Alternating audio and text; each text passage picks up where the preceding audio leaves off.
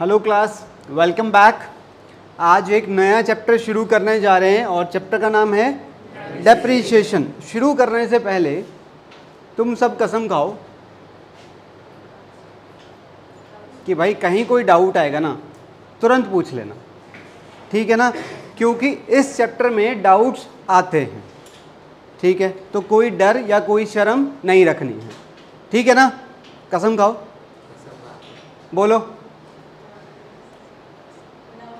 अबे कैसे बोलते हैं? हम शपथ लेते हैं। हाँ हाँ, मतलब वही कह रहा, प्लेज थोड़ी ले रहे। चलो शुरू करते हैं, आइए।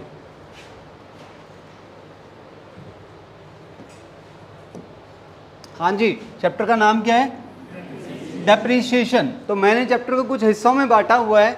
सबसे पहले चैप्टर का इंट्रोडक्शन और meaning of depreciation, characteristics of depreciation and causes of depreciation, या फिर नीड, इम्पोर्टेंस या ऑब्जेक्टिव्स फॉर। कह रहा है डेप्रीशिएशन की जो हम जर्नल एंट्री डालते हैं ना, कह रहा है वो जर्नल एंट्री क्यों डालूं, ठीक है? और डेप्रीशिएशन का जो अमाउंट निकलता है वो किस चीज़ पे डिपेंड करता है, ठीक है? Factors affecting amount of and methods of. तो टोटल 7 हिस्सों में चैप्टर को बांटा गया है, ठीक है? आइए ज़रा, लो जी सुनना ज़रा। Fix assets required for, her business के लिए फिक्स एसेट्स चाहिए। अच्छा, ये फिक्स एसेट दो तरह की होती हैं, टेंजिबल और टेंजिबल। का एग्जांपल देखो ज़रा। इनमें से कुछ तो मेरे पास भी हैं जो मैं अपने पढ़ाने के लिए यूज़ करता हूँ, जैसे बिल्डिंग है, मेरे पास प्रोजेक्टर भी है, लैपटॉप भी है, इन्वर्टर भी है, फ्रिज भी है, फर्नीचर, तुम बैठे तो हो, सीसीटीवी मैंने भी लगवा रखा है, मोटर व्हीकल मेरे पास भी है, मशीन मेरे पास ऐसी कोई मशीन थोड़ी है मेरे पास, ये मशीन नहीं कहूँगा मैं इसे, ठीक है ना? अच्छा, इंटेंजिबल एसेट की अगर मैं बात करूँ, मेरे पास तो वैसे नहीं है कोई ऐसी इंटेंजिबल एसेट। लाइसेंस मेरे को चाहिए ही नहीं, कॉपीराइट मैंने कोई नहीं ले रखा, ट्रेडमार्क भी मैंने कोई नहीं ले रखा, सॉफ्टवेयर मैंने ले रखे हैं एक दो, ठीक है, यूज़ होते हैं मेरे। माइनिंग राइट्स मेरे पास नहीं है, फॉर्मूला, रेसिपी, मेथड कुछ भी नहीं है मेरे पास, ठीक है ना? तो मतलब हर बिजनेस में तो नहीं, पर किसी बिजनेस में टेंजिबल एसेट ज़्यादा होती हैं तो किसी में इंटेंजिबल ज़्यादा होती है, किसी में दोनों बराबर बराबर रहती हैं। पर हर बिजनेस में टेंजिबल और इंटेंजिबल टाइप की फिक्स एसेट ज़रूरत पड़ती है, ठीक है ना? And these assets are used in production and supply of goods and services for, और कई साल तक चलती रहती है, तुम्हें पता ही है ये तो। As per the matching concept, revenue for a given period is matched against expenses for that period. ये तुमने पढ़ा था रेवेन्यू एक्रीशन के अंदर। Purchasing an asset today will result in revenue for future years, hence the cost of asset should be allocated in the life of that asset. क्या कहना चाह रहा है ये? कह रहा है मान लो तुमने यहां पर एक एसेट खरीदी है। अच्छा, इस एसेट से तुम फायदे 1 साल उठाओगे क्या? इस एसेट का फायदा तुम्हें मिलता रहेगा। अच्छा, जो तुम्हें फायदा मिलेगा, फायदा तो इस साइड दिखाया जाता है, तुम्हें पता हो तो, क्रेडिट साइड पर, इनकम और गेन, हाँ या ना? तो भाई जब इस एसेट से मिलने वाले फायदे तुम क्रेडिट साइड पर दिखाने वाले हो, तो इस एसेट का डेप्रीशिएशन भी तो बोलो। अरे जब तुम इस एसेट से मिलने वाली इनकम यहाँ दिखाओगे तो इस एसेट के ऊपर होने वाला खर्चा यानी कि डेप्रीशिएशन, ये आपको कहाँ दिखाना चाहिए? डेबिट साइड पे दिखाना चाहिए। पढ़ो जरा। As per the matching concept, revenue for a given period is matched against expenses for that period. Purchasing an asset today will result in revenue for future years, hence the cost of asset should be allocated, मतलब बांटना, in the life of that asset. Point clear है? आगे सुनिए जरा। Cost of tangible asset, कह रहा है इनकी जो बात होती है इनके ऊपर क्या लगता है? अच्छा, ये जो होती हैं इनटेंजिबल, इनके ऊपर क्या लगता है? एमोर्टाइज होती हैं। ये टेंजिबल एसेट डेप्रीशिएट होती हैं और इनटेंजिबल एसेट एमोर्टाइज होती हैं। वो कैसी होती हैं वो हमारे सिलेबस के अंदर नहीं, ठीक है? हमारे सिलेबस में सिर्फ क्या है? टेंजिबल एसेट का डेप्रीशिएशन। अच्छा, एक और होती हैं वेस्टिंग एसिड्स जैसे कि ऑयल वेल, माइन, इनके ऊपर क्या लगता है? डिप्लीशन। डिप्लीशन का मतलब होता है खाली होना। ठीक है, तो आज आपने क्या सीखा? टेंजिबल एसेट्स डेप्रिशिएट होती हैं, इंटेंजिबल एसेट अमोर्टाइज होती हैं, और वेस्टिंग एसेट्स डिप्लीट होती हैं, डिप्लीट। ठीक है ना? चलिए ज़रा हाँ जी, अमोर्टाइजेशन क्या होता है? तो मुझे ये बता दो, डेप्रिशिएशन क्या होता है? वैल्यू गिरती रहती है, किसकी? टेंजिबल एसेट्स की। तो इनकी वैल्यू को गिराने का तरीका वो क्या कहलाता है? डेप्रिशिएशन। सिमिलरली इनकी वैल्यू को भी थोड़ा थोड़ा राइट ऑफ किया जाता है। ठीक है, वो क्या कहलाता है? वो अमोर्टाइजेशन कहलाता है। मतलब इनके लिए हम डेप्रिशिएशन शब्द का यूज नहीं कर सकते, सीधी सी बात है। बताइए भाई, कहीं कोई डाउट है यहां तक? तो in this chapter we will study only depreciation, यही हमारा मुद्दा है। आगे चला जाए, पक्का कोई डाउट नहीं है? चलो तो फिर बढ़ते हैं। हमारा अगला टॉपिक क्या है? Meaning of depreciation. तो तुम में से कोई बताएगा what is the meaning of depreciation? कुछ भी बता दो यार, हिंदी में बता दो, कैसे भी, जैसे तुम्हें अच्छा लगे। हाँ, ये तो घबराने वाले लोग बैठे हुए हैं और यूं ही डरते रहो और मरते रहो। हाँ, जब कोई, देखो ये गलत बात है, खाली मशीन का एग्जांपल मत लो। जब हम कोई फिक्स एसेट खरीदते हैं, हाँ या ना? हाँ, तो उसमें टाइम टाइम खर्चे होते रहते हैं। उसमें टाइम टाइम पे खर्चे होते हैं, जैसे रिपेयर का। अच्छा, तो वो हमारी डेप्रिसिएशन होता है। ना रे कुछ भी कह रही हो भाई तुम, ये नहीं है जैन साहब। कोई बात नहीं, तुमने ट्राई किया, ये अच्छी बात है। जैन साहब कह रहे हैं कि जब हम कोई फिक्स एसेट खरीदते हैं तो उसके ऊपर हम रिपेयरिंग करते रहते हैं, कह रहा है वही डेप्रिसिएशन है। ये नहीं है ना, ये डेप्रिसिएशन नहीं है। इट इज़ लाइक कि मैंने ये कार खरीदी आज 2023 में, तो धीरे धीरे इसकी वैल्यू कम होगी कि नहीं होगी? कंफर्म है, इसकी वैल्यू धीरे धीरे कम होगी। रीज़न भाई, ये एक तो चलेगी, घिसेगी, टूटेगी, फूटेगी, एक्सीडेंट होगा, हाँ या ना? तो वैल्यू तो डेफिनेटली गिरेगी। तो जो इसकी वैल्यू में गिरावट आती चली जाती है ना, वो हमारे लिए खर्चा है। जब मैं इसे खरीदता हूं वो खर्चा नहीं है। जब मैं इसे खरीदता हूं वो खर्चा नहीं है। इसकी वैल्यू में हर साल जो गिरावट, अच्छा गिरावट तो वैसे रोज आती है, पर क्या मैं रोज एंट्री डालूं उसकी? 365 एंट्री डालूं? आपको हर साल के एंड पे एक इकट्ठा एंट्री डालनी है डेप्रिसिएशन की। समझ आ रही है? क्योंकि डेली एंट्री डालना हमारे लिए पॉसिबल नहीं है। क्लियर है मेरी बात? तो क्या आगे बढ़ा जाए? अगला हिस्सा है मीनिंग ऑफ डेप्रिसिएशन। चलिए ज़रा इसे हम कवर करने की कोशिश करते हैं। आप समझते जाना, बहुत आसान है।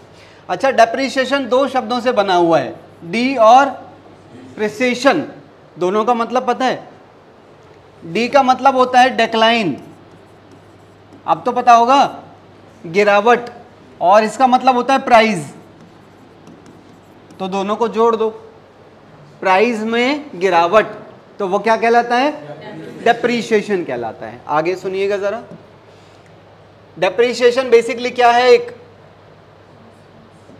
डेप्रिसिएशन बेसिकली क्या है?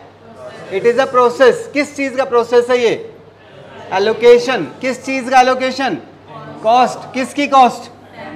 टेंजिबल फिक्स एसेट की, और वो भी ओवर इट्स यूजफुल लाइफ। अब सारे शब्दों को जोड़ो जरा। It is a process of dividing भी कह सकते हैं। It is a process of dividing क्या? Cost of a tangible fix asset over its useful life is called depreciation. अच्छा सुनो, तुमने ये कार खरीदी, ठीक है, इस कार की जो लाइफ है मान लो वैसे 15 साल है, पर तुम इसे 10 साल ही चलाने वाले हो।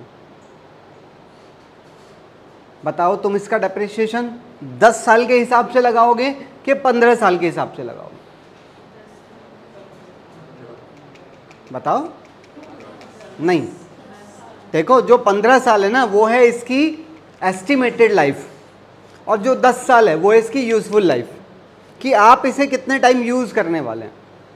नहीं समझे? इसकी वैसे फिजिकल लाइफ तो बहुत ज़्यादा हो सकती है। फिजिकल लाइफ ये कब तक दिखाई देगी धरती पे? फिजिकल लाइफ की बात नहीं कर रहा हूँ। एक है इसकी एस्टिमेटेड लाइफ कि ये कब तक चल सकती है, पर आप इसे कब तक चलाओगे वो कहलाती है यूजफुल लाइफ। तो डेप्रीशिएशन हमेशा यूजफुल लाइफ के ऊपर लगाया जाता है, एस्टिमेटेड के ऊपर नहीं लगाया जाता है। ठीक है, depreciation means reduction in the value of tangible fixed assets within its useful life. Generally an asset not decreases to zero. ये क्या कहना चाह रहा है? तुम किसी भी एसेट पर अगर डेप्रिसिएशन लगाओगे लगाओगे लगाओगे लगाते लगाते क्या होगा देखो जरा। एक बात करते हैं, मान लो तुमने यहाँ पर एक मशीन खरीदी, कितने की? हाँ जी 10,000 की। अच्छा इसके ऊपर जरा तुम डेप्रिसिएशन लगाओ, अबे हटो ना, इसके ऊपर डेप्रिसिएशन लगाओ। मान लो ये मशीन आपकी 1 2 3 और ये 4 साल चलने वाली है। अच्छा 4 साल के बाद ये मशीन क्या धरती पे से गायब हो जाएगी? नहीं ना, फिजिकली चाहे ये तुम्हारे यूज की ना रहे पर ये किसी ना किसी कोने में उठा के रख दोगे, वरना कह रहा फेंक देंगे। वाह रे वाह, कह रहा फेंक देंगे, फेंकेंगे नहीं, बेच देंगे। अच्छा जिस वैल्यू पर तुम इसे बेचते हो वो क्या कहलाती है? स्क्रैप वैल्यू, बची हुई वैल्यू। ठीक है ना। अब सोचो जरा, आपने यहां पर कितने की खरीदी है? 10,000 की। अच्छा आपने एस्टिमेट किया कि ये बाद में कितने की बिक जाएगी? 6,000 रुपये की बिक जाएगी, ऐसा आपने मान लिया, और वो भी कितने टाइम बाद? 4 साल बाद। तो आप यहां पर डेप्रिसिएशन लगाओगे, यहां कितना डेप्रिसिएशन लगाओगे सोचो? 1,000 का ही तो डेप्रिसिएशन लगाना चाहिए। अच्छा डेप्रिसिएशन तुम्हारे लिए क्या है? खर्चा। अब तुम खुद सोचो, आज तुम्हारे पॉकेट से कितने पैसे गए हैं? 10,000, पर बाद में तुम्हें कितने वापस मिल जाएंगे? तो तुम्हें नहीं लग रहा तुम्हारी पॉकेट से खर्चा 4,000 का ही है? तो वो 4,000 ही तुम्हें डेप्रिसिएशन लगाना चाहिए 4 साल में, हाँ या ना? तो बेटे 1,000 रुपए की कितनी एंट्री डल जाएंगी? 4 एंट्री डलती चली जाएंगी इस तरह से करके। हालांकि जब तुम इसे यहाँ बेचोगे तो ज़रूरी नहीं है कि वो 6,000 रुपये में बिके, हो सकता है कम बिक जाए, हो सकता है ज़्यादा बिक जाए, वो लॉस हो जाएगा तुम्हारे लिए, गेन या लॉस हो जाएगा। पर एक वैल्यू का एस्टिमेट लगाना पड़ता है ताकि हम डेप्रिसिएशन लगा सकें। ठीक है ना। अब मुझे एक बात बताओ, लाइन को पढ़ो ज़रा। कह रहा है जनरली किसी भी एसेट की वैल्यू 0 नहीं होती है। अगर मैं यहां पर डेप्रिसिएशन लगा भी दूं, मान लो कितना लगा दूं? 2,500, तो ये 2,500 का डेप्रिसिएशन P&L में चला गया। बैलेंस शीट में मशीन कितने की रहेगी? बोलोगे तो अच्छा रहेगा, 7,500। फिर यहां तुमने दोबारा डेप्रिसिएशन लगा दिया, कितने का? 2,500। तो डेप्रिसिएशन यहां पर 2,500 का आ गया, और यहां पर मशीन कितनी की आई? 5,000 रुपये की आई। फिर तुमने यहाँ दोबारा डेप्रिसिएशन लगा दिया, कितना? 2,500। तो यहाँ पर डेप्रिसिएशन 2.5 का आ गया, और यहाँ पर मशीन 2.5 की आ गई। फिर तुमने यहाँ दोबारा डेप्रिसिएशन लगा दिया, कितने का? 2,500 का। तो यहाँ डेप्रिसिएशन कितना आ गया, और यहाँ मशीन 0। ये तो तुम्हारे हिसाब से 0 आई है ना, क्योंकि तुमने उसकी 100% वैल्यू को डेप्रिसिएशन में डाल दिया। इसका मतलब ये तो नहीं है कि मशीन गायब हो जाएगी, उड़ जाएगी हवा बन के। मशीन आज भी कहीं ना कहीं पड़ी होगी, आप उसे अभी भी किसी ना किसी वैल्यू पर बेच सकते हैं। बात समझ आ रही है? तो जनरली किसी भी एसेट की वैल्यू 0 तक पहुंचती नहीं है। ऐसा हो सकता है कि तुम्हारे किताबों में, किताबों का मतलब तुम्हारे जर्नल लेजर में उसकी वैल्यू 0 दिखे, ऐसा हो सकता है, बट उसकी एक्चुअल वैल्यू 0 होती नहीं है। पॉइंट समझ आ रहा है? इसमें कोई डाउट है? पक्का? अब बात करते हैं क्या, कैरेक्टरिस्टिक्स ऑफ डेप्रिसिएशन। क्या आप में से कोई बताएगा यहां डेप्रिसिएशन की एंट्री क्या डलती है? वैसे depreciation account debit to asset. अच्छा यहां पर वही एसेट डेबिट हुई होगी, यहां एंट्री होगी machine account debit to cash या बैंक, और तुमने यहां पर उसी मशीन को क्रेडिट कर दिया होगा। मान लो तुमने डेप्रिसिएशन लगाया है 2,000। बताओ बेटे इस डेप्रिसिएशन के क्या कैरेक्टरिस्टिक्स हैं? कैरेक्टरिस्टिक्स तो तुम जानते ही हो ना, कुछ भी इसके बारे में बताओ, डेप्रिसिएशन की कैरेक्टरिस्टिक्स। रियल आंसर वही है जो तुम मुझे ऐसे बताओगे बिना स्लाइड देखे। क्या? फॉल, हाँ, basically depreciation is a decrease या फिर fall in the value of tangible fix asset, हाँ या ना? बिल्कुल ठीक है। और क्या मैं कह सकता हूं कि डेप्रिसिएशन फिक्स एसेट पे लगाया जाता है, हाँ या ना? और हमारे फिक्स्ड एसेट के टाइम टू टाइम वो बताते हैं कितना का है। हमारा जो फिक्स्ड एसेट होता है उसके टाइम टू टाइम प्राइस बताता है डेप्रिसिएशन। हाँ, ये कह सकते हैं कि डेप्रिसिएशन के बाद हमारी एसेट की सही वैल्यू हमें पता चलती है। अगर मैं डेप्रिसिएशन नहीं लगाऊंगा तो मेरी एसेट की वैल्यू मुझे सही पता नहीं चलेगी, ये कह सकते हैं। और अबे लगाओ, दिमाग लगाओ।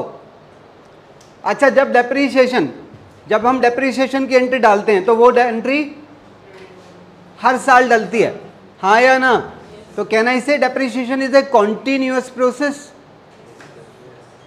हाँ या ना? अच्छा, क्या एक बात बताओ, तुम्हें इस साल में प्रॉफिट हुए थे तो तुमने एंट्री डाल ली, यहां लॉस हो गए तो क्या तुम ये वाली एंट्री नहीं डालोगे? डलेगी। तो डेप्रिसिएशन की एंट्री चाहे प्रॉफिट्स हो रहे हो चाहे लॉस हो रहे हो, दोनों केसेस में डलती है, पक्का? और कुछ बोलो। अच्छा, डेप्रिसिएशन की जब एंट्री डलती है तो क्या कोई पैसे देने पड़ते हैं? ये तुमने क्यों डेबिट किया? खर्चा है, और खर्चे में तो पैसे जाते हैं, क्या इसमें पैसे जाते हैं? तो ये किस टाइप का खर्चा है? एक नॉन कैश। बात समझ आइए?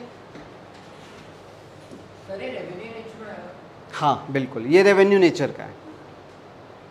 यहां जब आपने एसेट खरीदी वो कैपिटल नेचर का है, पर उसका डेप्रिसिएशन जो हर साल डलेगा वो रेवेन्यू नेचर का है। Good one.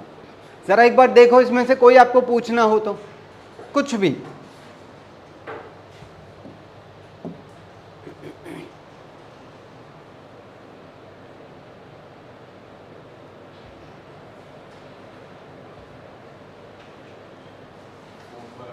कौन सा? Reduce only the book value not the market value. आपने यहां पर मशीन खरीदी, मान लो 1 लाख रुपए की, अब आपने यहां पर डेप्रिसिएशन लगा दिया 20,000 रुपए का, तो तुम्हारे हिसाब से डेप्रिसिएशन यहाँ कितने का चला गया और यहाँ पर मशीन कितने की आएगी? तो भाई ये तो तुमने वैल्यू इसकी घटाई है ना, जरूरी थोड़ी है मार्केट में भी वैल्यू घट रही हो सकता है मार्केट में सेम एसेट की वैल्यू बढ़ गई हो, ऐसा हो सकता है। तो कह रहे इससे खाली आपकी बुक वैल्यू घटती है, मार्केट वैल्यू कम भी हो सकती है ज्यादा भी हो सकती है। बताइए, कोई डाउट? पक्का कोई डाउट नहीं है, आगे चल सकते हैं? चलिए, अगला पॉइंट क्या है? Causes of depreciation. डेप्रिसिएशन के कारण क्या है? क्या यार, कैसे बैठते हैं आप लोग? कोई मतलब है ही नहीं, कोई एनर्जी नहीं है। यूजेस, बिल्कुल ठीक है। चीज़ों को जब हम यूज़ करते हैं तो उसकी वजह से भी डेप्रिसिएशन लगता है चीज़ों पर। डेप्रिसिएशन का मतलब है वैल्यू में गिरावट। तो वैल्यू में गिरावट होने के रीज़न, भाई अगर इसकी वैल्यू गिर रही है दिन ब दिन तो उसके रीज़न, यूज़ में इसे कर रहा हूँ, क्या बिना यूज़ के वैल्यू नहीं गिरती है क्या? बिना यूज़ के भी वैल्यू गिर जाती है। मैंने यही कार खरीद ली और ला के मैंने गोडाउन में खड़ी कर दी, मैंने चलाई नहीं, सेम वैल्यू पर बिक जाएगी? ले लो, खरीद लो, बताओ। नहीं खरीदेंगे क्योंकि इसके ऊपर सेकेंड हैंड का टैग लग गया, हाँ या ना? तो यूजेज के अलावा एक और रीज़न आपके सामने आया, अब तो यूज़ तो कर ही नहीं। दूसरा रीज़न क्या है? पैसेज ऑफ टाइम, कि खाली अगर टाइम भी बीतता जा रहा है और आप यूज़ नहीं कर रहे हैं तो भी वैल्यू घट जाती है। बात समझ आ रही है? देखिए ज़रा, कुछ रीजंस मैंने लिखे हैं। थर्ड वाला है ऑब्सोलेसेंस। ये क्या होता है बेसिकली? इट इज़ लाइक कि मैं कोई कहाँ गया? अभी मैं बात करता हूँ आपसे, अभी चल रहा है 2023, ठीक है? मान लो ये 2023 है, यहाँ था 2000, 22। अच्छा 2022 में मैं एक फ़ोन यूज़ करता था MI, ठीक है, MI का फ़ोन मेरा आज भी सही है, उसमें कोई ख़राबी नहीं आई है। अच्छा मैं इसी से अपनी क्लासेस भी रिकॉर्ड करता था। मैंने फिर यहाँ पर कुछ दिन बाद जाके एक एप्पल फ़ोन खरीद लिया, आईफोन, और जब से ये आया मैंने इसका यूज़ बंद कर दिया। तो क्या वो ख़राब हो गया था? पर उसकी वैल्यू नई टेक्नोलॉजी ने आके यूज़लेस कर दी। तो ये क्या है कि जब मार्केट में कोई नई टेक्नोलॉजी आ जाती है, कोई नया इन्वेंशन हो जाता है, तो उसकी वजह से पुराने जो चीज़ें हम यूज़ कर रहे थे उनका यूज़ घट जाता, तो जिसकी वजह से उसकी वैल्यू, अरे जब एक चीज़ का यूज़ ख़त्म हो गया तो वैल्यू बचेगी क्या? उसकी वैल्यू बेसिकली और गिर जाती है, तो जिसकी वजह से डेप्रिसिएशन का जन्म होता है। समझ आई? पढ़िए ज़रा।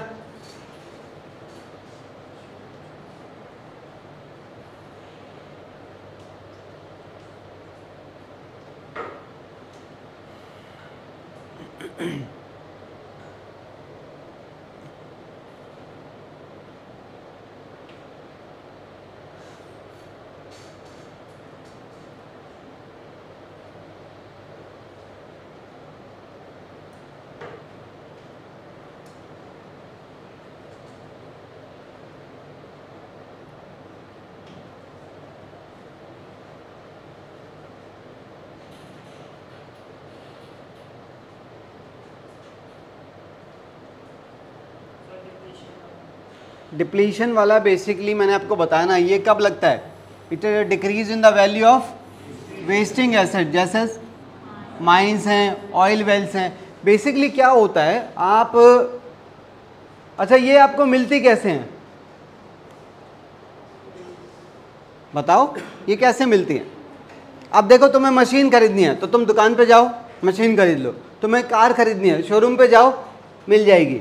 भाई ये तुम्हें कहाँ से मिलती हैं?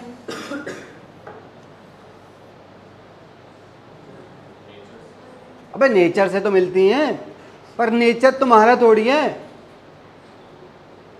उसके ऊपर किसका राइट है? गवर्नमेंट का है।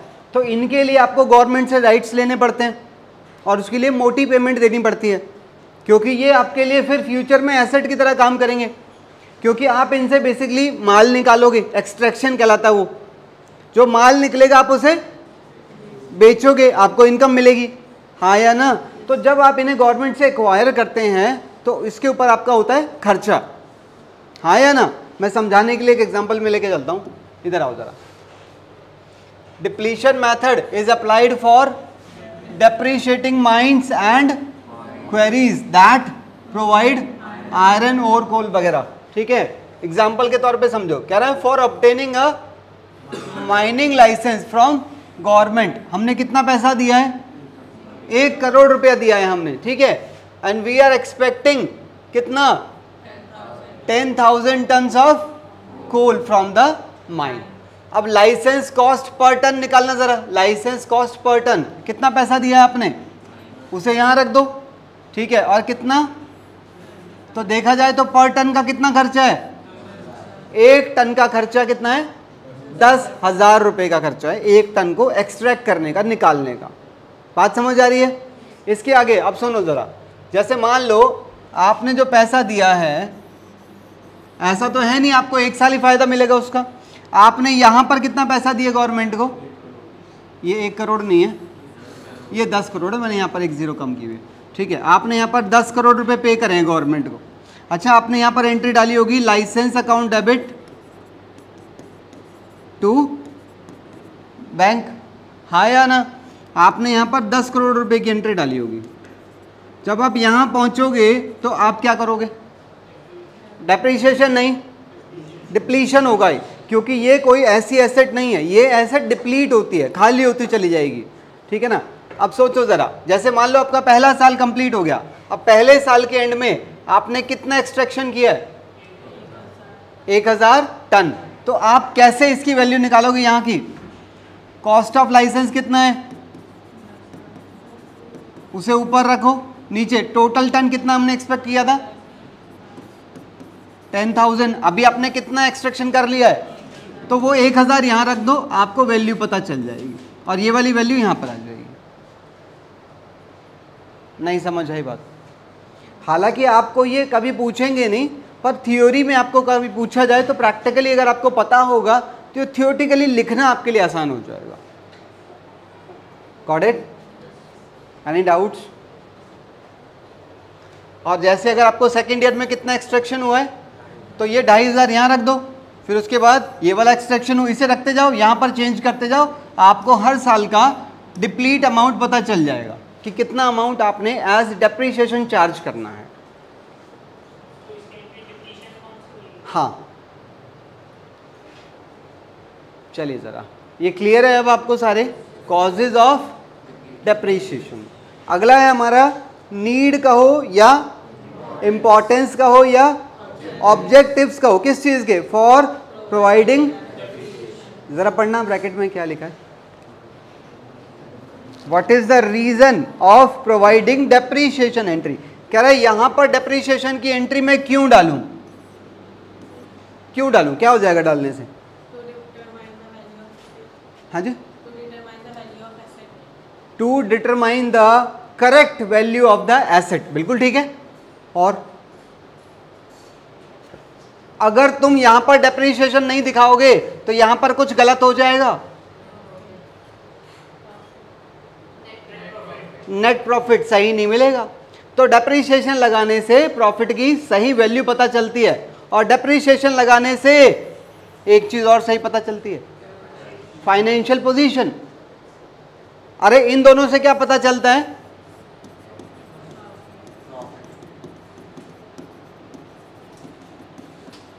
क्या पता चलता है? प्रॉफिटेबिलिटी। तो अगर आपने डेप्रीशिएशन नहीं लगाया तो आपकी प्रॉफिटेबिलिटी सही कैलकुलेट नहीं होगी। और बैलेंस शीट से क्या पता चलता है?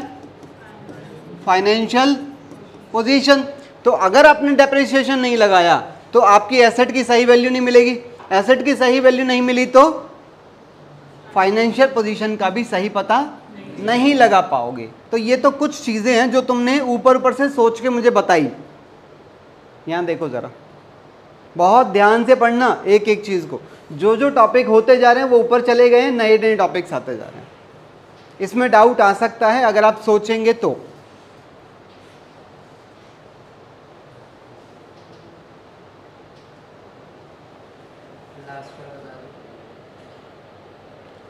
लास्ट वाला अभी बताऊंगा, बिल्कुल बताऊंगा।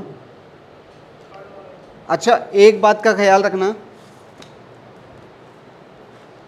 मैं आपको बार बार ये वाली बुक दिखाता हूं, इसका नाम अकाउंटिंग स्टैंडर्ड्स। पता है ये किसने बनाया? ये इंडिया में बना होगा कि बाहर? ये इंडिया के अपने हैं, ठीक है। इसको बनाने वाला था अकाउंटिंग स्टैंडर्ड्स बोर्ड, ICAI। आपने नाम सुना होगा, CA कोर्स होता है ना, वो CA कोर्स जो करवाता है वो इंस्टीट्यूट दिल्ली में है। हालांकि वो ऑल ओवर इंडिया कई सारे हैं, अपने फरीदाबाद में भी है यहाँ पर, ठीक है ना। तो उनका एक बोर्ड है अकाउंटिंग स्टैंडर्ड बोर्ड, ये उन्होंने बनाया था, बहुत टाइम पहले बना रखे हैं, अब के नहीं है, कोई 2-4 साल पहले बनाए, काफ़ी टाइम से चलते आ रहे हैं। बट बेटा अब आपको पता है कि एक कंट्री दूसरी कंट्री से कनेक्टेड है। बताओ, क्या इंडिया में सारी कंपनीज इंडियन है? बाहर के भी हैं। अच्छा, इंडियन कंपनीज बाहर भी काम कर रही हैं क्योंकि ग्लोबलाइजेशन का ज़माना है, हाँ या ना? तो जब अब सारी कंट्रीज इंटरकनेक्टेड हैं, एक दूसरे से जुड़ी हुई हैं, तो आपको लगता है ये रूल सारे देश में चल जाएंगे? बताओ।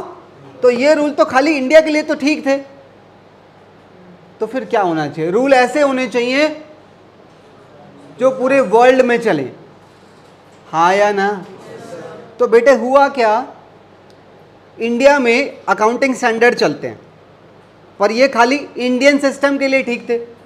एक होता है इंटरनेशनल सिस्टम, इंटरनेशनल सिस्टम मतलब जिसमें सारी कंट्रीज इन्वॉल्व हो गई। तो एक ऐसे अकाउंटिंग स्टैंडर्ड बनाए गए जो इंटरनेशनली एक्सेप्ट किए जाते हैं। अब वो जो अकाउंटिंग स्टैंडर्ड बनाए गए इंटरनेशनली, उन्हें इंडिया में अप्लाई करना इतना आसान नहीं था। रीज़न, इंडिया का जो अपना यहाँ का इकोनॉमिकल सिस्टम है, पॉलिटिकल, सोशल, देखो हर कंट्री की अपनी अपनी प्रॉब्लम्स होती हैं। तो जो फाइनेंशियल, जो हमारे अकाउंटिंग स्टैंडर्ड बनाए गए इंटरनेशनली, उनको थोड़ा थोड़ा चेंज करके इंडिया के हिसाब से ढाल लिया गया, अडॉप्ट कर लिया गया। उन्हें क्या नाम दिया गया है? इंडियन अकाउंटिंग स्टैंडर्ड, और शॉर्ट में बोलते हैं इन्हें इंड AS। क्या बोलते हैं? Ind AS। So basically Ind AS क्या है? इंटरनेशनल फाइनेंशियल अकाउंटिंग स्टैंडर्ड का एक मॉडिफाइड वर्जन है। समझ आ रही है मेरी बात? तो अब ये चलते हैं। अच्छा, इसके अंदर मैंने आप लोगों को बताया था एक रूल नंबर 10, आपको याद हो तो। रूल नंबर 10 का नाम याद है किसी को? Accounting for fix asset. क्या नाम था? अकाउंटिंग फॉर, इसी के अंदर लिखा हुआ था डेप्रिसिएशन के बारे में भी। बेटा अब ये नहीं चलेगा। इसके अंदर कौन सा है? Ind AS 16। अच्छा, पहली बात तो इसने फिक्स एसेट का नाम बदल दिया। कह रहा है हम फिक्स एसेट को फिक्स एसेट नहीं बुलाएंगे आपसे। कह रहा है फिक्स एसेट का नाम क्या होगा? प्रॉपर्टी, प्लांट एंड, कह रहा है अब ये नाम होगा। तो आप लोगों को जब भी आपके दिमाग में फिक्स एसेट का नाम आए तो आप लोग अपने दिमाग में ये वाला नाम भी घुमा लेना, प्रॉपर्टी, प्लांट एंड।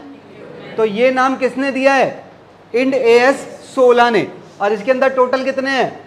टोटल 40 हैं। और फिक्स एसेट का नाम किसने दिया है?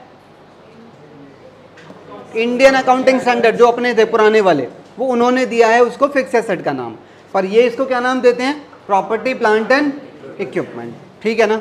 सुनिएगा, अभी इसमें से आप लोग क्या जानना चाहते हैं? लास्ट वाला, लास्ट वाला क्या कह रहा है? और कोई डाउट नहीं आया? थर्ड वाला, हाँ ये अच्छा है, बात करेंगे। और कोई? जैन साहब, पानी के अलावा यहाँ ध्यान दो। फिफ्थ वाला भी ठीक है। और कोई?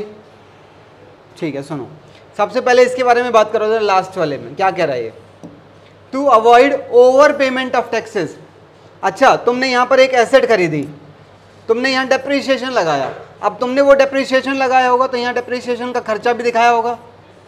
जब तुम यहाँ डेप्रिसिएशन का खर्चा दिखाते हो, और तुम्हें एक बात पता है, इस एंट्री में पैसे नहीं जाते। जाते हैं क्या?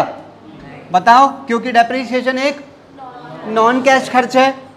अब डेप्रिसिएशन तुम लगा रहे हो, पैसे जा नहीं रहे, पर ये यहाँ पे ये तो खर्चा बन के रिकॉर्ड होगा। ये बेसिकली तुम्हारे प्रॉफिट को क्या करेगा? अब प्रॉफिट गिरेगा तो टैक्स बचेगा कि नहीं बचेगा? तो वही तो लिखा है, to avoid over payment of taxes. क्लियर है बात? और बात करते हैं। एक बच्चे ने पूछा to ascertain true cost of production. किसी को आइडिया है इसके बारे में? To ascertain true cost of production, बताओ। देखो एक बहुत अच्छा एग्जाम्पल है, उससे समझने की कोशिश करना इसे।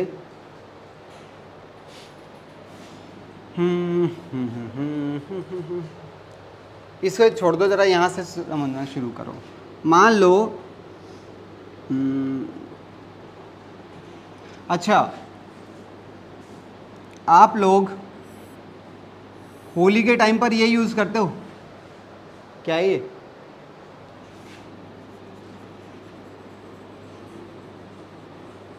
किसी ने देखा हो ऐसा कुछ? हाँ, गुजिया बनाने के लिए मशीन यूज़ होती है, ये वाली एक छोटी सी। हालांकि ये आती कुछ भी नहीं है, मात्र मेरे को लगता है 20 रुपए की आ जाती होगी लास्ट। ठीक है ना? और चलती भी कई कई साल तक है, चलती है ना? अच्छा ज़रा सोचो, गुजिया बनाने के लिए क्या क्या मटेरियल लगता है? हाँ, मैदा और ड्राई फ्रूट्स और शुगर, खोया, हाँ, और क्या? ऑयल, हाँ ठीक है, और मिल्क। मिल्क लगता है? हाँ, उससे तो खोया बन जाता है ना। और गैस लगेगा, बस यही लगता है। घर में ही बन जाती है, लेबर तो लगती नहीं है। ठीक है। अच्छा, इन सब का जो कॉस्ट है, मान लो इन सब का जो टोटल मटेरियल कॉस्ट है, ये तो खाली मटेरियल लगा है, मटेरियल कॉस्ट मान लो 200 रुपये का आ गया। ठीक है। अच्छा, इसकी कॉस्ट वैसे 20 रुपये है, पर ज़रा थोड़ी सी बढ़ा लो यार, ये तो कोई गलत बात है। 100 रुपये मान लेते हैं।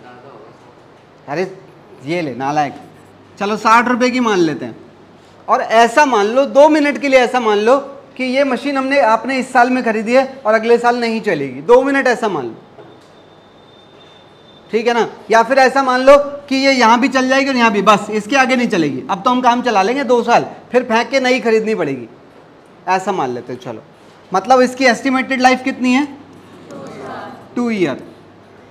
आपने 200 रुपये खर्च करके कितनी गुजिया बनाई? आपने 10 गुजिया बनाई। बताओ कॉस्ट प्राइस कितना है?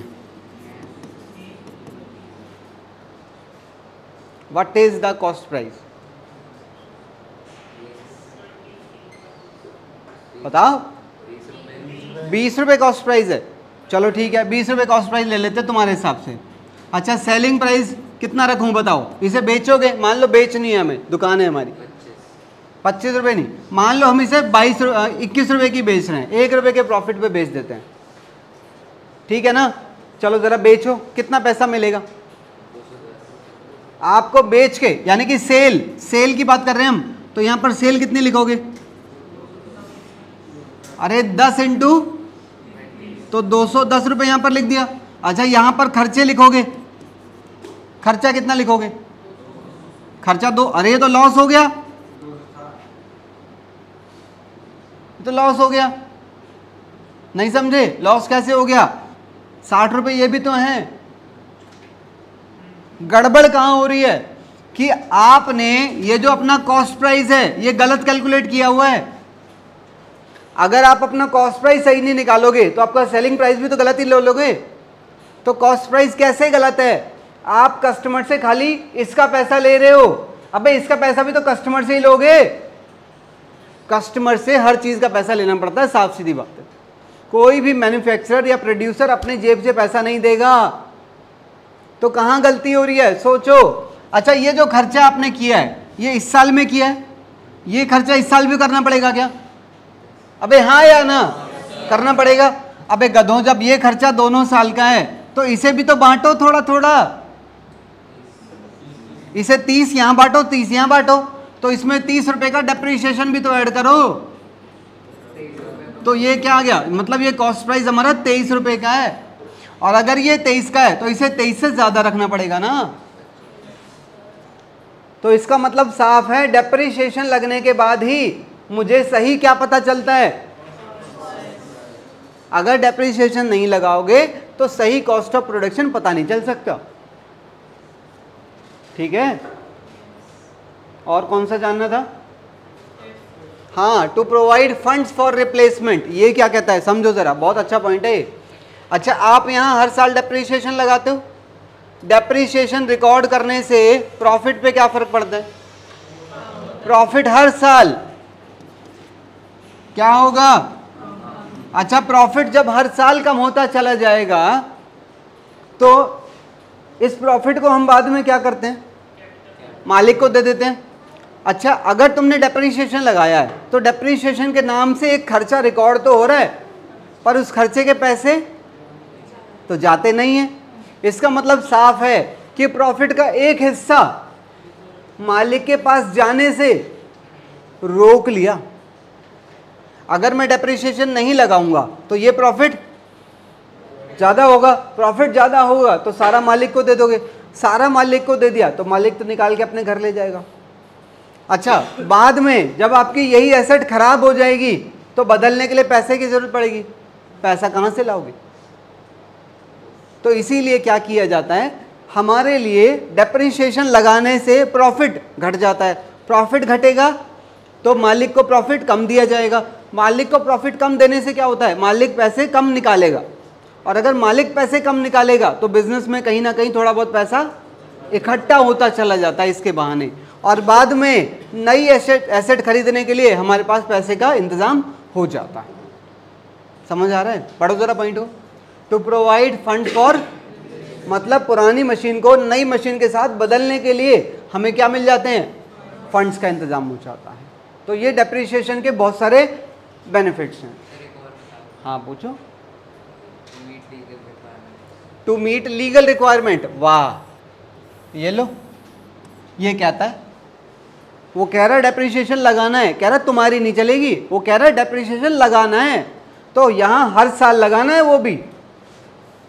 तो डेप्रिसिएशन लगा के मैं कोई एहसान नहीं कर रहा हूँ, मैं तो बल्कि लॉ को फॉलो कर रहा हूँ, जैसा बोला है वैसे कर रहा हूँ। कोई डाउट्स? चलते हैं आगे। आइए अगला पॉइंट क्या है, फैक्टर्स अफेक्टिंग अमाउंट ऑफ। अब तुम मुझे इसका जवाब देना ज़रा। यहाँ पर मैं जो डेप्रिसिएशन का अमाउंट निकालता हूँ वो किस चीज़ पे डिपेंड करता है? बताओ बताओ। कॉस्ट प्राइस पे। अच्छा, कॉस्ट प्राइस तो यहाँ होगा, तो खाली कॉस्ट प्राइस पे निकाल लोगे तुम इसे। एक तो आज का कॉस्ट प्राइस और वो एसेट कितनी चलेगी, और बाद में उसकी स्क्रैप वैल्यू क्या होगी, इन सब चीजों को ध्यान में रखकर ही डेप्रिसिएशन की वैल्यू निकाली जाती है। समझ आ रही मेरी बात?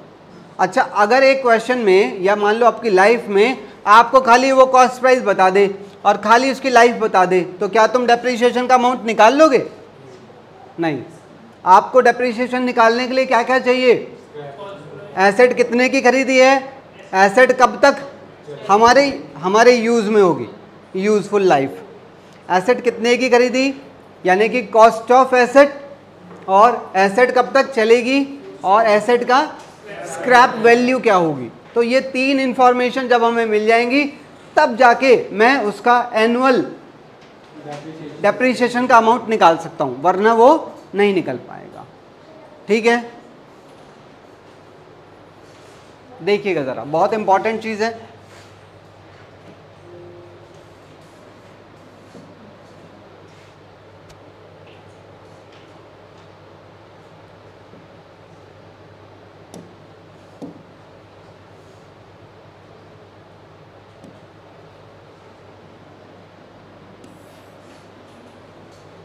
हाँ जी, तो इसके अंदर तीन चीज़ें आती हैं, क्या? कॉस्ट ऑफ एसेट, और स्क्रैप वैल्यू के बाकी सारे नाम जो होते हैं वो सारे लिखे हुए हैं। स्क्रैप वैल्यू को रेजिडुअल मतलब बचा हुआ भी कहते हैं, बची हुई वैल्यू, और इसे ब्रेकअप वैल्यू भी कहा जाता है। ठीक है, और एस्टिमेटेड यूजफुल लाइफ, ये भी हमें चाहिए। तो ये तीन चीज़ें जब हमें मिल जाएंगी तो तब जाके हम क्या निकाल सकते हैं? डेप्रिसिएशन का अमाउंट। अब पहले मैं कुछ समझा दूं, उसके बाद आप इन्हें पढ़ेंगे बाद में। ठीक है, सुनिए ज़रा। अच्छा, सबसे पहले यहाँ पर कौन से फैक्टर का जन्म होता है? यहाँ पर जन्म होता है कॉस्ट ऑफ। तो कॉस्ट ऑफ एसेट में क्या क्या आता है? आपने मशीन खरीदी कितने की, मशीन को लेके आए, मशीन को इंस्टॉल कराया, तो ये सब क्या हो गया? Cost of machine, basically cost of asset. तो इसके अंदर कितनी चीजें आ गई? तो क्या जरूरी है ये तीन ही होंगी? कम या ज्यादा? कम हो सकती है कि ज्यादा? दोनों, कम भी हो सकती है। देखो, जरूरी नहीं है ये खर्चा हर बार लगेगा। अगर तुम बराबर की दुकान से ही खरीद रहे हो तो फ्रेट क्यों लगेगा? हाँ या ना? तो बेटे इसके बारे में जरा पढ़ना, जरा आना, कॉस्ट ऑफ एसेट पढ़ो, जरा रीड करो।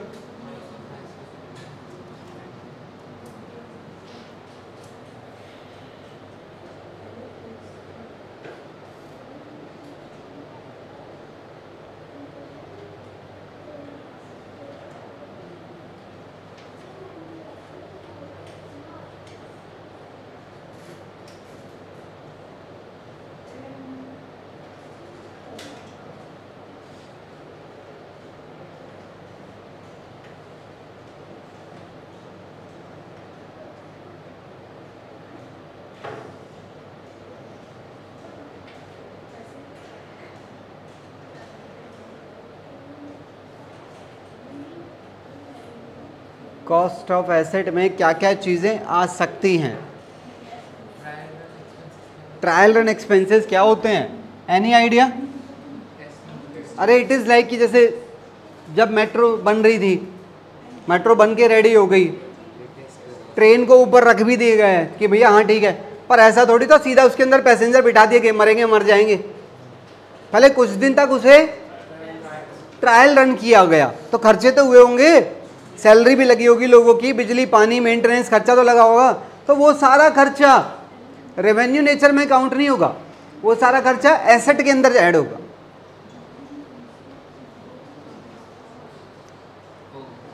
समझ आया है? तो कॉस्ट ऑफ एसेट, अच्छा जितना भी ये होगा इसकी जर्नल एंट्री क्या डाल दी जाएगी? मशीन अकाउंट डेबिट टू, ठीक है।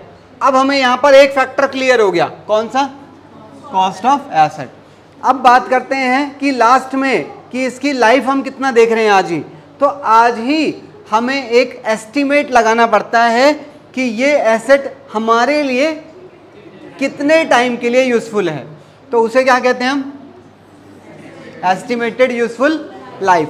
तो हमने जो एस्टिमेट लगाया, पढ़ो जरा एक बार, हमने एस्टिमेट लगाया 1 2 3 4, तो हमने अपना एस्टिमेट लगा लिया कि हमें ये 5 साल यूज करनी है।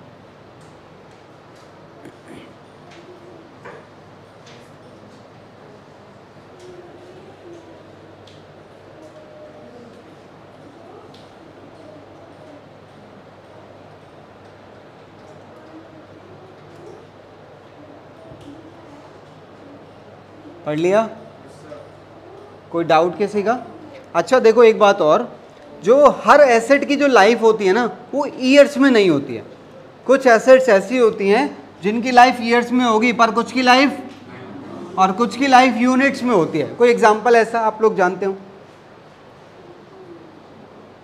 बताओ।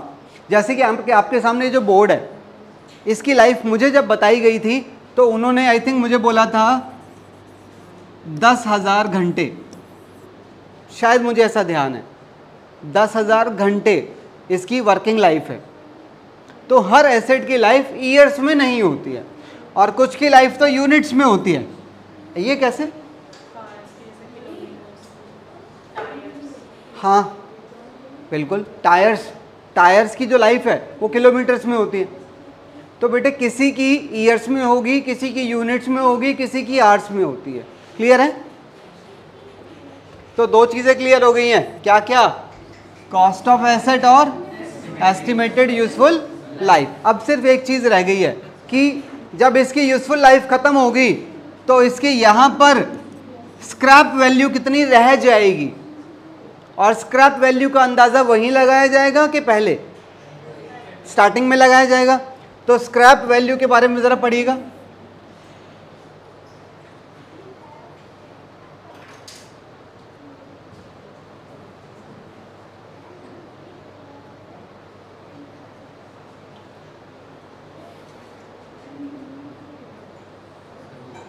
क्लियर है? तो 3 फैक्टर जब तक हमें नहीं मिलेंगे तब तक हमें डेप्रिसिएशन की वैल्यू नहीं मिल सकती है। अब बात करते हैं ज़रा हम कि यहाँ डेप्रिसिएशन निकलेगा कैसे। यहाँ पर एंट्री क्या डालोगे? अगर तुमने पहली एंट्री डाल दी है यहाँ पर, तो यहाँ डेप्रिसिएशन की एंट्री डलेगी, डेप्रिसिएशन अकाउंट डेबिट टू, यही मशीन क्रेडिट हो जाएगी। अमाउंट कैसे निकालूं? अमाउंट कैसे निकालूं? तीनों चीजें तुम्हें मिल गई हैं भाई, मैंने बता तो दी। बताओ डेप्रिसिएशन अमाउंट कैसे निकालूं? अबे गधों एक बात बताओ, तुमने एसेट कितने की खरीदी है? 1 लाख की। 1 2 3 4 5, 5 साल बाद जब तुम इसे छोड़ दोगे तो ये कितने की बिक जाएगी? तो 20,000 तो वापस ही आ जाएंगे। तो तुम्हारा जो 5 साल में वैल्यू का नुकसान है वो कितना है? तो 80,000 का ही तो डेप्रिसिएशन लगाओगे। तो 80,000 को 5 साल में बांट दो, 16। तो ये 16 कैसे निकाला है वो बता दो मुझे। 1 लाख माइनस 20,000 डिवाइडेड बाय 5, तो ये बेसिकली क्या आ गया? हाँ जी 16,000। अब ये 16,000 जो तुम लेके आए हो, इस 16,000 के लिए आपने 3 चीजें यूज करी हैं, इन तीनों का नाम लिखवा दो। This is cost of asset, this is useful. तो मतलब तुम्हें डेप्रिसिएशन का अमाउंट निकालने का फॉर्मूला पता लग गया? नहीं समझे? डेप्रिसिएशन का अमाउंट निकालने का फॉर्मूला क्या है? Cost of asset minus scrap value upon simple. पढ़ना जरा पहला। Depreciation amount can be calculated according to cost, scrap value and, या फिर आपको क्वेश्चन में परसेंटेज ऑफ डेप्रिसिएशन भी दिया जा सकता है। अच्छा, फिलहाल हमें कितना अमाउंट निकला है? अब ये 16,000 की एंट्री यहाँ भी डल जाएगी, यहाँ भी डल जाएगी, यहाँ भी, यहाँ भी। बताओ टोटल कितना डेप्रिसिएशन लग जाएगा 5 साल में? 80,000। इसका मतलब एक बात तो है, इसमें से 80,000 क्या है और इसमें से 20,000 क्या है? 80,000 इज द डेप्रिशिएबल अमाउंट। क्या है? तो फिर ये क्या है? स्क्रैप वैल्यू तो है ही। क्या मैं स्क्रैप वैल्यू को ये वाला नाम दे सकता हूं कि वो कभी भी डेप्रिशिएट नहीं किया जाएगा? हाँ या ना? अबे अगर 1 लाख में से 80,000 डेप्रिशिएट कर रहा हूं तो 20,000 डेप्रिशिएट नहीं कर रहा हूं। नहीं समझ आई बात? अच्छा, अब मुझे एक बात बता दो, मैंने 1 लाख की एसेट के ऊपर कितना डेप्रिसिएशन लगाया है? 1 लाख के ऊपर 16,000 का डेप्रिसिएशन मैं लगा रहा हूं, तो मेरी डेप्रिसिएशन की परसेंटेज कोई बता सकता है क्या? डेप्रिसिएशन की परसेंटेज मैं कैसे निकालूं? 1 लाख के ऊपर कितना परसेंट, 1 लाख के ऊपर कितना परसेंट डेप्रिसिएशन लगाऊं कि वो 16,000 आ जाए? 16%। तो कैसे निकाला आपने? अगर मैं इस 16,000 को, ये क्या है, अगर मैं डेप्रिसिएशन अमाउंट को किससे डिवाइड कर दूं? कॉस्ट ऑफ, और मल्टीप्लाई कर दूं तो आई विल गेट कितना? 16%। 16% क्या है? हाँ लगाओ, इसका 16% कितना? 16,000, 16,000, 16,000, 16,000, 16,000। तो ये 16 के 5 डेप्रिसिएशन लगेंगे, तो 5 साल बाद अपने आप वैल्यू 20,000 बच जाएगी, जो कि स्क्रैप वैल्यू कहलाएगी। बताओ, कोई डाउट? आगे बढ़े? चलिए,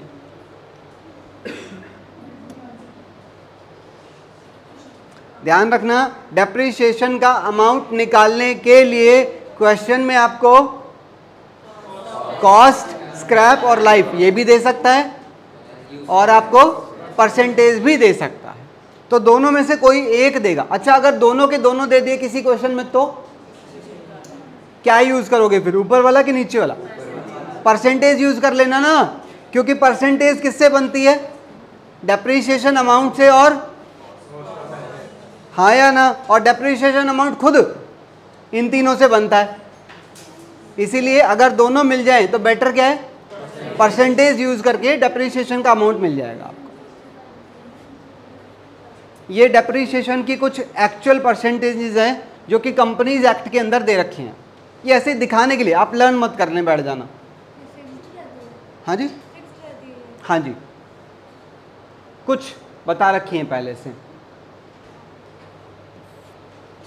बस ऐसे ही देख लो। अभी तुम्हारा दिमाग शायद इसके ऊपर भी काम करेगा, ये क्या है, ये मैं आज बताने वाला हूँ।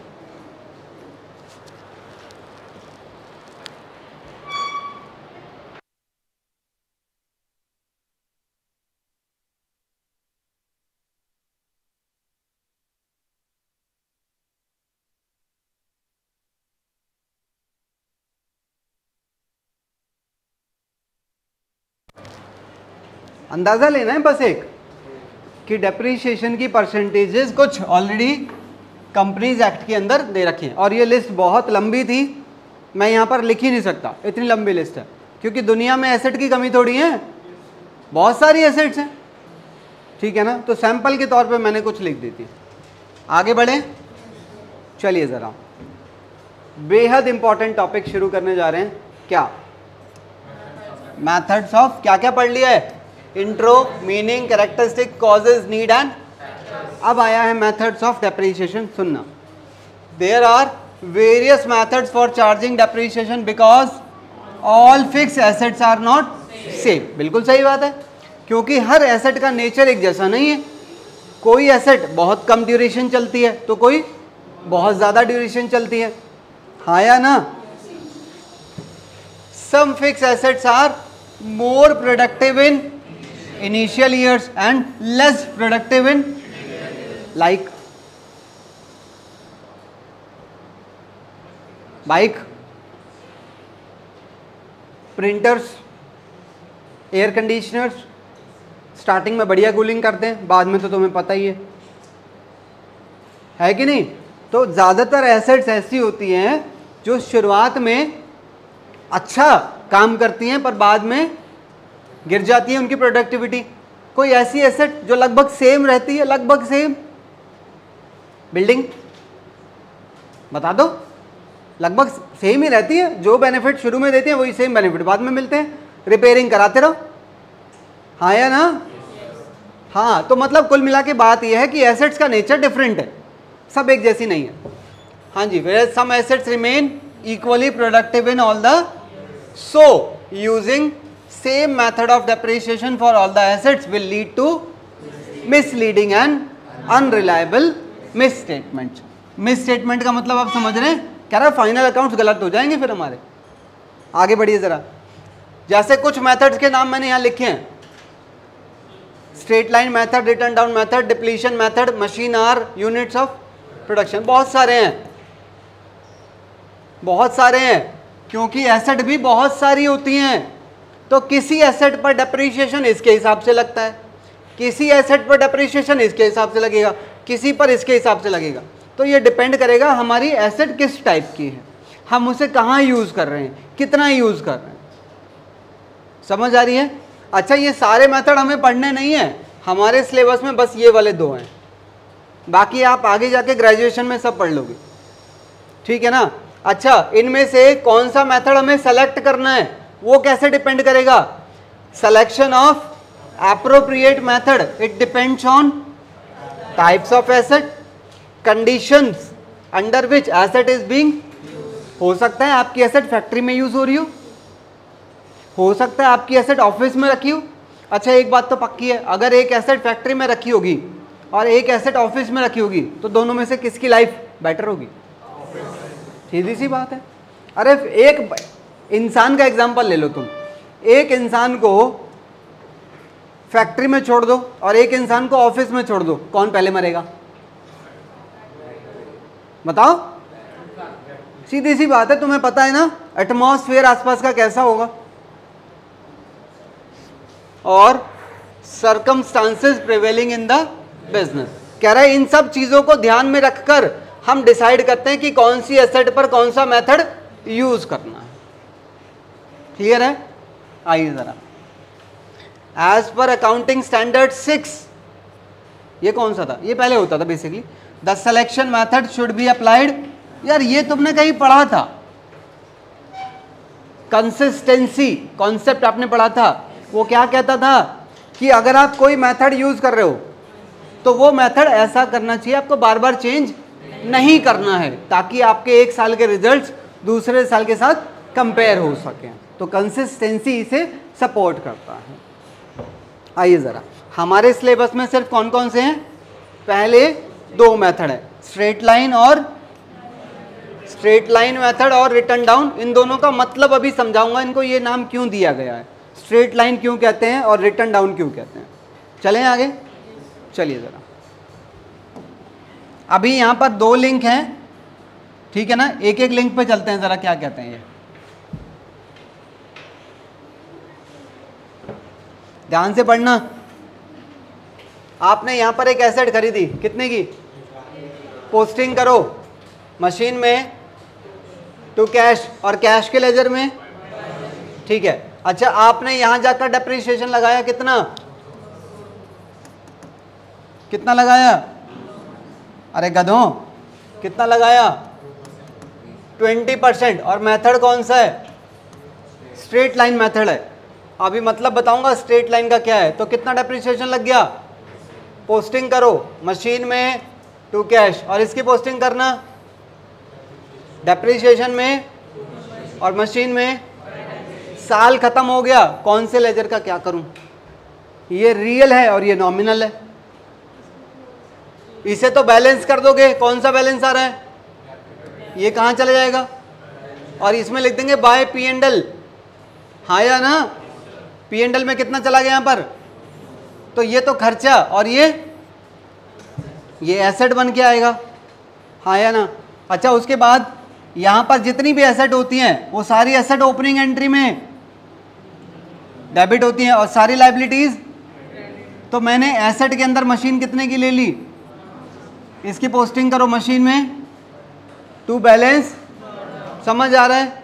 उसके बाद आप दोबारा डेप्रिसिएशन लगाओ, डेप्रिसिएशन सेम लग रहा है, कितना लगना है 20% इसी वैल्यू पर लगेगा हर साल, यहाँ भी और यहाँ भी सेम डेप्रिसिएशन लगेगा हर साल, समझ आ रहा है।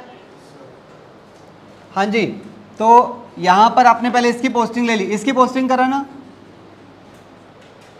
डेप्रिसिएशन में मशीन में, इसमें कितना बैलेंस रह गया, ये 600 यहाँ आ गया, और ये पी एंड एल में चला गया कितने का, ये खर्चा और ये एसेट, फिर ये 600 की बची हुई एसेट आप यहाँ पर ले आए, इसकी पोस्टिंग करो मशीन में, फिर आप यहाँ से अप्रैल मई जून जुलाई अगस्त और सितंबर 6 महीने बाद आपने डिसाइड किया इस एसेट को बेचना है, बेच सकते हैं कि नहीं बेच सकते, अब आप इसे बेचना चाहते हैं, तो सबसे पहले आप क्या करेंगे, पहले 6 महीने का डेप्रिसिएशन लगेगा, कैसे निकालेंगे,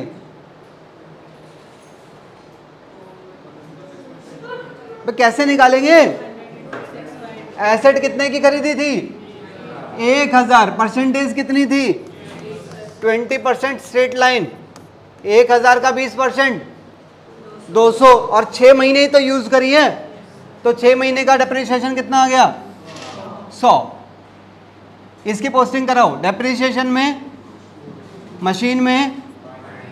अब तुम सोचो खुद, मशीन बच रही, अब कितने की बच रही है, पागल है 100, यहां कितने की बची हुई थी 600 में से देखो कितने की क्रेडिट करी है, तो बाकी की यहां क्रेडिट कर दो ना, 500 की बच रही है, कितने में बेची है, तो ये बाकी हमारे लिए क्या है नुकसान, वो क्या है नुकसान ही तो है। पोस्टिंग कराओ, इस एंट्री की पोस्टिंग पहले ही कर दी थी, इसकी कराओ, यहां पर मशीन अकाउंट तो है ना, तो मशीन अकाउंट में बाय और by statement of profit and loss या पी एंड एल भी लिख सकते हैं, रीजन समझाऊंगा इसमें यहां पर एसपीएल क्यों लिखा है, एसपीएल मतलब पी एंड एल,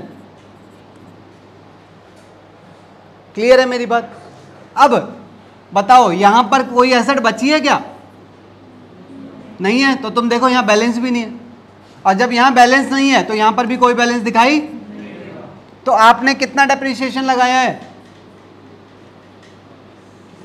बोलो, खाली एक ही तो लगाया था 100 रुपये का, ये कुछ भी नहीं है, तो ये 100 रुपये का कहाँ चला जाएगा, ये पी एंड एल में चला जाएगा। एक बात का जवाब दे दो मुझे, ये 200 ही क्यों है और यहां पर ये 100 हो गया,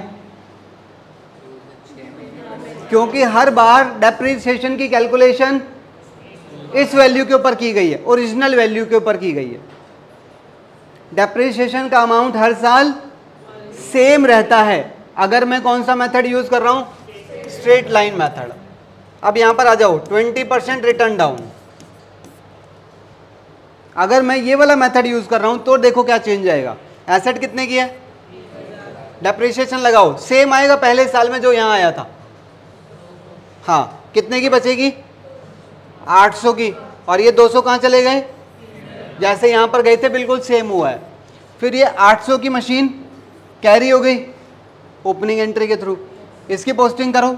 अब जब यहां पहुंचोगे तो डेप्रिसिएशन निकालना है, परसेंटेज क्या है 20% रिटर्न डाउन, तो ये परसेंटेज इस पर नहीं लगेगी, अब क्या ये इसके ऊपर लगेगी, बची हुई वैल्यू के ऊपर। रिटर्न डाउन घटती हुई वैल्यू के ऊपर डेप्रिसिएशन लगेगा।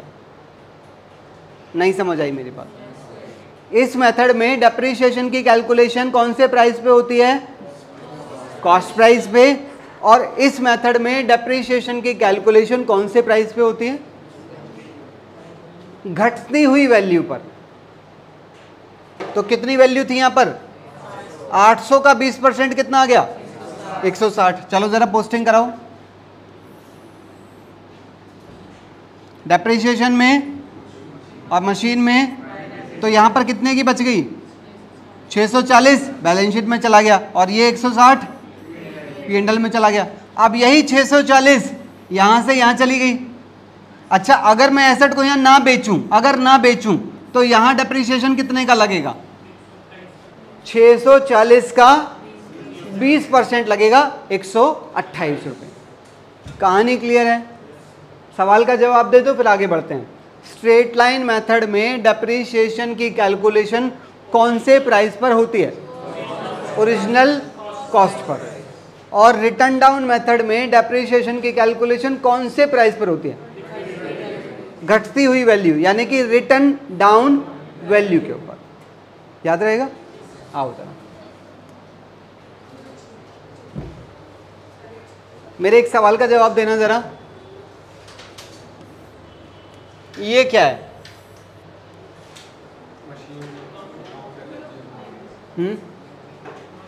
अब बताना जरा, ये दोनों के बारे में बोलना, ये दोनों क्या है?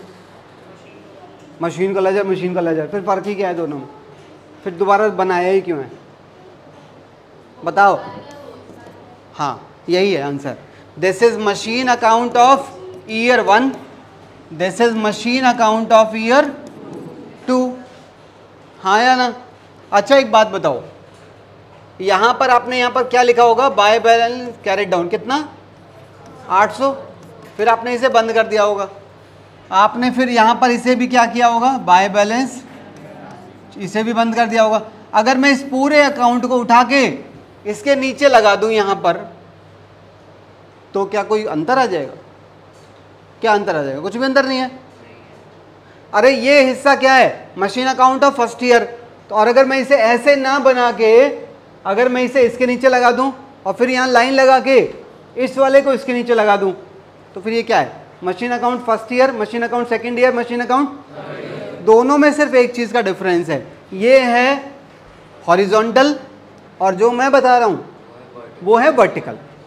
तो चीज़ों को ऐसे हॉरिजॉन्टली भी देखा जा सकता है और वर्टिकली भी देखा जा सकता है। चलिए ज़रा एक और लिंक है, ठीक है, ये क्लियर हो गया। एक और लिंक है, यहाँ समझो ज़रा।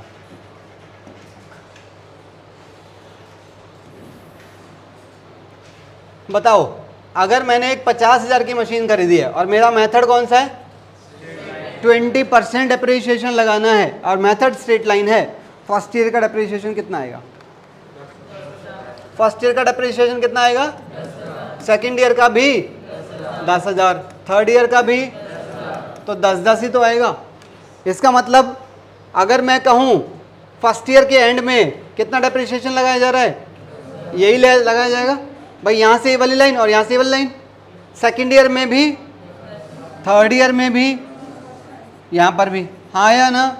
इसका मतलब साफ है, चाहे साल कितने ही बढ़ते चले जाएं, ये क्या है? अरे अगर ये टाइम है तो ये क्या है? ये डेप्रिसिएशन है। आप देख रहे हैं डेप्रिसिएशन की लाइन कैसी रहती है? स्ट्रेट रहती है, इसीलिए इसे क्या बोलते हैं? Straight line method.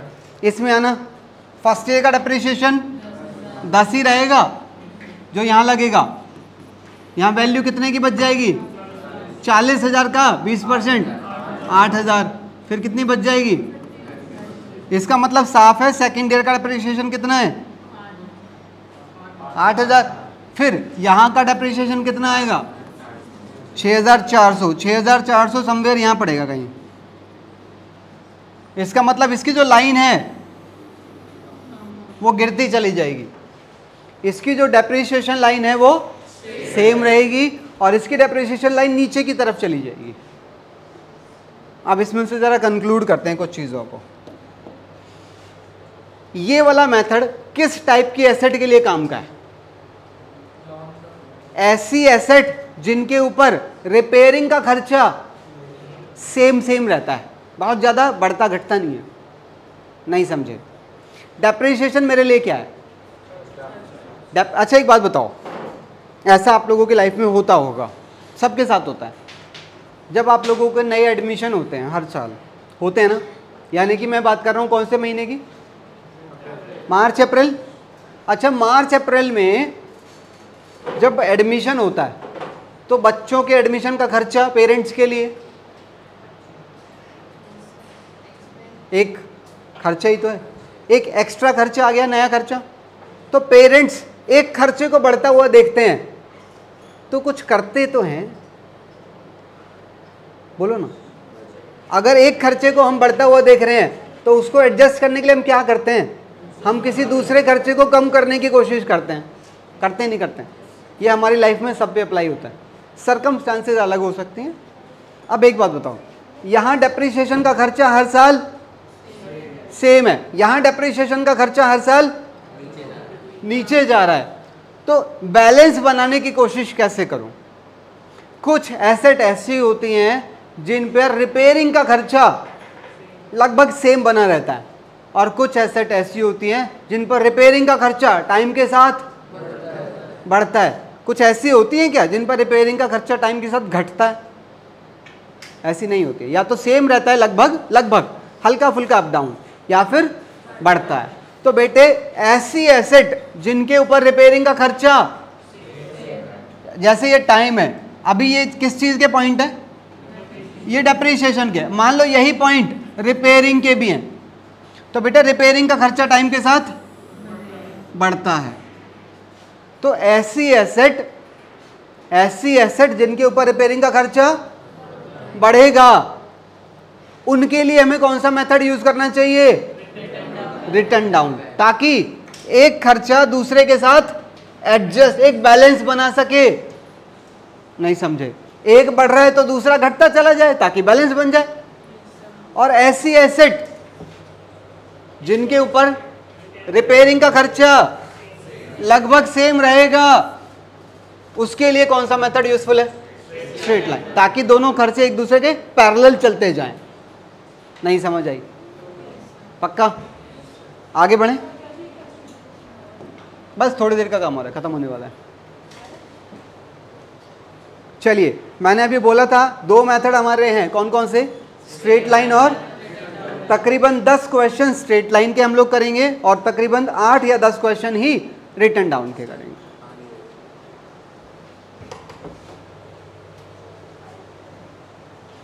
पहला क्वेश्चन ये रहा आपके सामने बुक का, यहां ध्यान दो, यहां ध्यान दो, 5 मिनट में कोई आफत नहीं आ जाएगी, नालायक।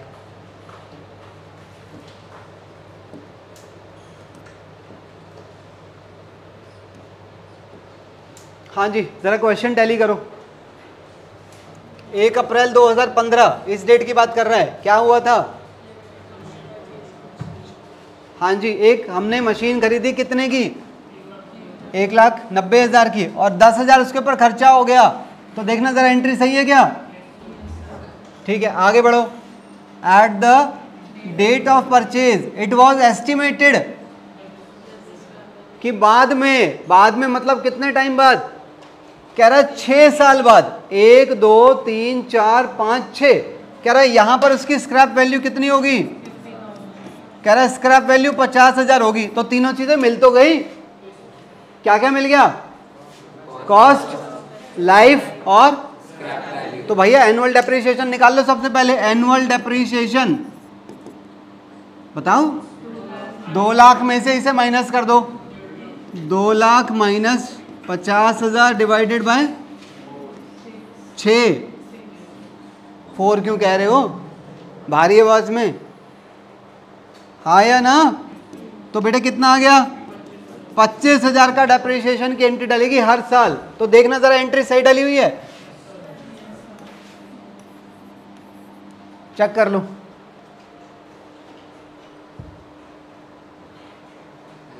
पक्का? और पढ़ो जरा क्वेश्चन में और क्या लिखा है, गिव मशीन अकाउंट एंड, और वो भी केवल 4 साल के लिए मांग रहा है, हालांकि मशीन कितने साल चलने वाली है, कह रहा पर तुम स्टूडेंट हो ना, कह रहा तुम 4 की बना के दिखा दो, क्योंकि जो अकाउंट तुम 4 साल का बना के दिखाओगे वही 6 का बनेगा। तो कह रहा 4 का बना दो, पता चल जाएगा कि तुम्हें डेप्रिसिएशन आता है कि नहीं आता है। हमने कहा ठीक है, और कुछ चाहिए? देखना जरा, पढ़ा कुछ लिखा तो है, डेप्रिसिएशन का ये क्या है, fix installment method straight line का दूसरा नाम है ये। ऐसा क्यों?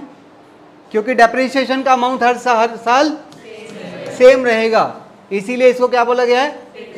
Fix installment method. तो स्ट्रेट लाइन के क्या क्या नाम हो गए? Straight line method, fix installment method, एक और नाम होता है ओरिजिनल कॉस्ट मेथड, हो सकता है कि नहीं? इसी का एक और नाम होता है इक्वल इंस्टॉलमेंट मेथड। पॉसिबल है? नाम बता रहा है तुम्हें नहीं कि हाँ हाँ मैं भी पॉसिबल हूं, ठीक है ना? चलो चलो जरा अब आप मुझे इसकी पोस्टिंग कराएंगे। फर्स्ट ईयर ये बेसिकली क्या है? फर्स्ट ईयर का मशीन अकाउंट। तो फिर ये क्या है? फर्स्ट ईयर का। तो फिर ये क्या है? सेकेंड ईयर का मशीन अकाउंट। और ये क्या है? सेकेंड ईयर का। तो ये ऐसे ही नीचे मैंने अकाउंट बना दिए हैं, कौन सी फॉर्म में? वर्टिकल फॉर्म में। चलिए फर्स्ट ईयर की पोस्टिंग करा दो।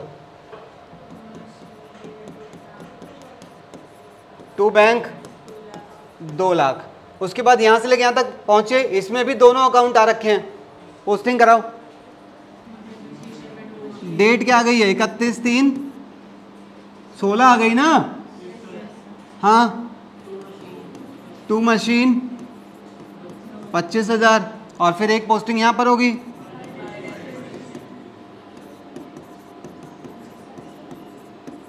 साल खत्म हो गया, इसको बैलेंस करेंगे और उसे क्लोज करेंगे। कराओ बैलेंस। 1 लाख, इसके अंदर 2 लाख 2 लाख। इसे क्लोज करके कहां भेजते हैं? P&L में नहीं जाएगा। रीजन सुन लो कहां जाएगा। ये क्वेश्चन किसका है? कंपनी का। अच्छा, बिजनेस होता है 3 तरह का, सोल प्रोप्राइटर, पार्टनरशिप। जो सोल प्रोप्राइटर और जो पार्टनरशिप होते हैं उन लोगों को ईयर एंड पे ट्रेडिंग के बाद प्रॉफिट एंड लॉस अकाउंट बनाना पड़ता है। पर जो कंपनी होती हैं, कंपनियों को ना तो ट्रेडिंग अकाउंट बनाना है ना प्रॉफिट एंड लॉस अकाउंट बनाना है, दोनों को मिला के एक नया अकाउंट बनता है, statement of profit and loss. ये 12th में सिखाया जाएगा कैसे बनता है। क्या बनता है? Statement of. तो क्या मैं कह सकता हूं कि ट्रेडिंग और P&L की जगह पर कौन आता है? Statement of profit and. इसीलिए आपको इसे कहां भेजना है? इसे भेजना है SPL में। तो डेट क्या रहेगी? यही वाली डेट रहेगी ना, by statement of profit and loss. कितना? 25,000।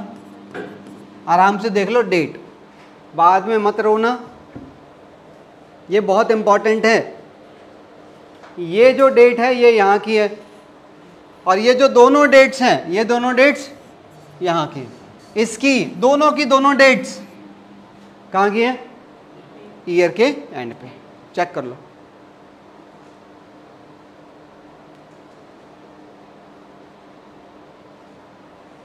सेटिस्फाइड? इसके बाद हम यहीं पे बिजनेस थोड़ी बंद कर देते हैं, हम यहाँ से बची हुई चीज़ों को यहाँ कैरी करेंगे। तो यहाँ जो मशीन बच गई थी कितने की थी वो? तो ये ओपनिंग एंट्री में क्या हो जाएगी? बाकी एसेट के साथ डेबिट हो जाएगी और सारी लाइबिलिटीज क्रेडिट हो जाती हैं। फिर यहाँ पहुँचोगे दोबारा डेप्रिसिएशन लगेगा। इस एंट्री की पोस्टिंग कराओ। इसमें मशीन, तो यही कैरिड डाउन यहाँ पर अगले दिन। डेट क्या है? 2 बैलेंस ब्रॉट डाउन। कितना? फिर यहां पहुंचोगे, इसमें दोनों अकाउंट आ रखे हैं और डेट आ गई है 31/3/17। 2 मशीन 25,000। साल खत्म हो गया, ये बैलेंस होगा और वो क्लोज होगा। कराओ, इसमें भी तो पोस्टिंग कराओ। क्या कह रहे हो? क्या लिखेंगे? Bye depreciation. कितना?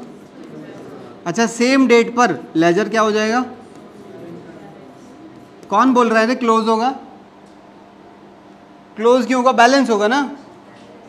कितना आ जाएगा? 1.5 लाख। और इसके अंदर कितना आ जाएगा? इसे क्या करूं, ये तो बैलेंस हो गया पर वो वाला क्लोज होगा, और क्लोज होके कहाँ जाएगा, SPL, statement of profit and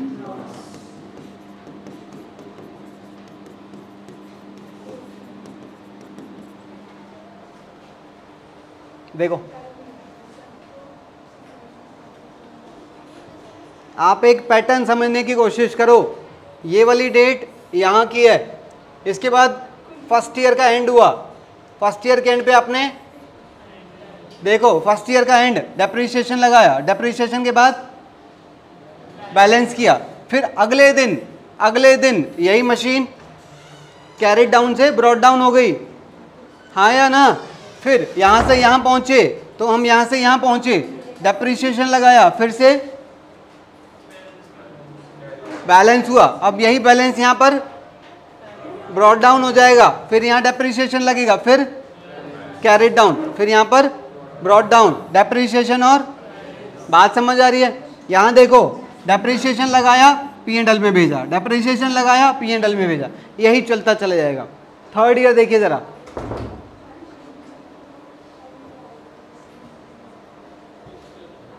आराम से देखो डेट का पैटर्न देखो, 15 से 16, 16 से 17 से लर्न मत कर लेना, क्योंकि जिस सुर में तुम गा रहे हो वो इशारा इसी चीज़ का है कि लर्न कर लोगे थोड़ी देर में। अच्छा 15 16 16 17 17 18 जब बाढ़ में जाए हो गया लर्न, खेल खत्म। यहाँ पर 16 16 17 17 18 18, रीज़न कि डेप्रिसिएशन भी आखिरी दिन लगता है और क्लोजिंग भी आखिरी दिन होती है, इसलिए ऐसा हुआ। यहाँ पर डेट्स डिफरेंट क्यों हैं, क्योंकि ये ब्रॉड डाउन पहले दिन होता है पर डेप्रिसिएशन और बैलेंसिंग आखिरी दिन होते हैं, इसलिए डेट्स यहाँ डिफरेंट हैं, वहाँ डेट सेम रहती हैं। और ये लर्न मत कर लेना वरना क्वेश्चन आपके साथ खेल कर देगा 2 क्लास के बाद। क्या चालू बनते हो, देखो क्या दिखाता हूँ। आगे चलें फोर्थ ईयर पे, जरा फोर्थ ईयर देखिए।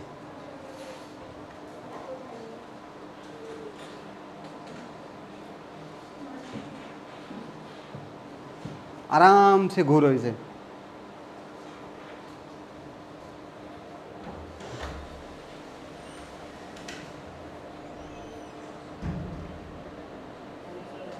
पक्का क्लियर है।